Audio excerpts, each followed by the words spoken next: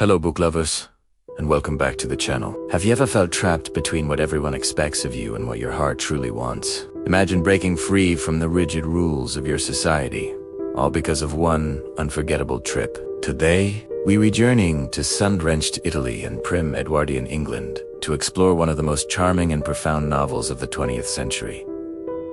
E.M. Forster's A Room with a View. Our story begins with the young, proper, and somewhat sheltered Lucy Honeychurch. She's on a grand tour of Italy with her older, fusier cousine, Charlotte Bartlett, acting as her chaperone. They arrive at the Pensione Bertolini in Florence, only to find their promised rooms with a view of the Arno River have been given to someone else. Instead, they're stuck with a dreary view of a courtyard. It's a small disappointment, but it symbolizes the limited perspective Lucy has on her own life. At the dinner table, this complaint is overheard by two other English guests, the rather unconventional Mr. Emerson and his quiet, thoughtful son, George. In a move that shocks the polite society of the Pensione, Mr. Emerson boldly offers to swap rooms with them. He simply says, "Women like to see a view, men don't."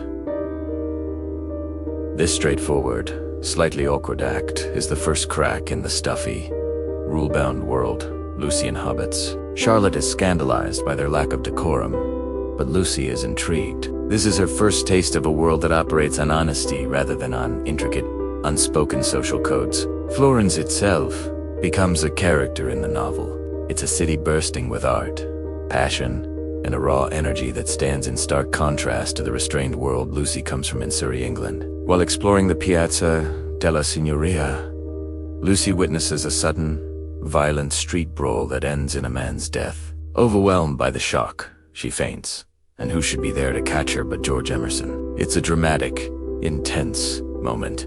As George helps her, he gently throws her blood-splattered postcards into the Arno, a symbolic gesture of washing away the curated tourist's view of Italy and embracing the real, messy, and powerful experience of life. This encounter solidifies a quiet connection between them, a shared moment of raw reality. The true turning point, however, happens during a group outing to the Florentine hills. The party gets separated, and Lucy finds herself alone in a field of view. Suddenly, George appears. Overcome by the beauty of the landscape and his feelings for her, he impulsively kisses her. It's a passionate, unexpected moment that completely upends Lucy's world. But just as quickly as it happens, her chaperone Charlotte appears, and the moment is shattered. Horrified and confused by the intensity of her own feelings, Lucy allows Charlotte to take control. They decide to cut their trip to Florence short and flee to Rome, away from the disruptive influence of the Emersons. Lucy tries to bury the memory of the kiss,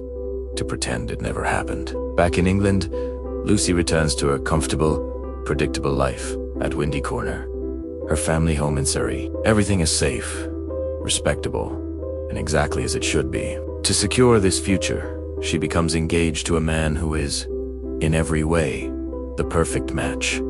Cecil Vyse. Cecil is wealthy, cultured, and sophisticated, but he's also snobbish, possessive, and emotionally cold. He sees Lucy not as a partner, but as a work of art to be molded and displayed. He loves the idea of her, the aesthetic of her, but he doesn't see or appreciate the real Lucy underneath. He represents everything her society values: intellect over emotion, propriety over passion. Lucy convinces herself that this is what she wants, that this is happiness. She's trying to force herself back into the room without a view.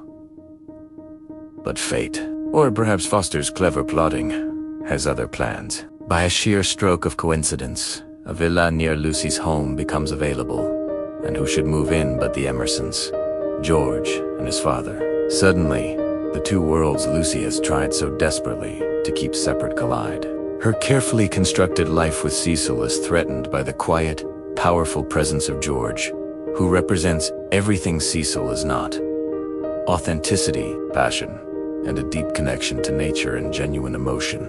The tension builds as George and Cecil vie for Lucy's affection. Though it's less of a battle and more of a clash of ideologies, Cecil constantly belittles the Emersons and their lower-class ways, while George quietly observes Lucy, seeing the conflict within her. The old Mr. Emerson, with his profound and often blunt wisdom, acts as the story's moral compass. He sees through Lucy's engagement Recognizing that she is marrying Cecil not for love, but for convention, he challenges her, urging her to be true to herself and to embrace the feelings she has been denying. The climax arrives when Cecil, in a moment of arrogance, reads a passage from a popular romantic novel of the day. Unbeknownst to him, the novel was written by one of the guests from the Florence Pen, and it describes a passionate kiss in a field of violets, a thinly veiled retelling of Lucy and George's moment. George, overhearing this, kisses Lucy again. This second kiss is different. It's not a surprise, it's a confirmation. It forces Lucy to finally confront the lie she has been living. In the aftermath, Lucy finds the strength to break off her engagement to Cecil.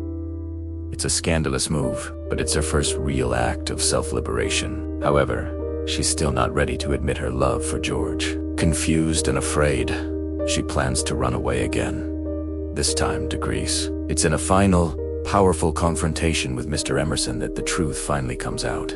He lays it all bare for her, explaining that she is throwing away true love and a life of passion for a muddle of social fear. He makes her see that loving George isn't a disgrace, but a triumph.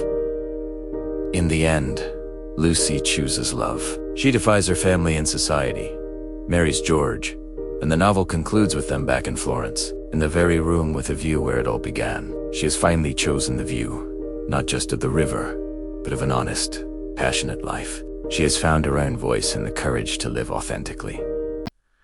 A Room with a View is more than just a love story. It is a brilliant critique of the restrictive social conventions of Edwardian England and a celebration of finding oneself. Forster masterfully uses the contrast between Italy and England to represent the battle between passion and propriety, emotion and intellect, freedom and repression. Lucy's journey is a beautiful reminder that sometimes we have to shatter the windows of our comfortable rooms to truly see the world and ourselves. So, what do you think? Have you ever had a room with a view moment that changed your perspective on life?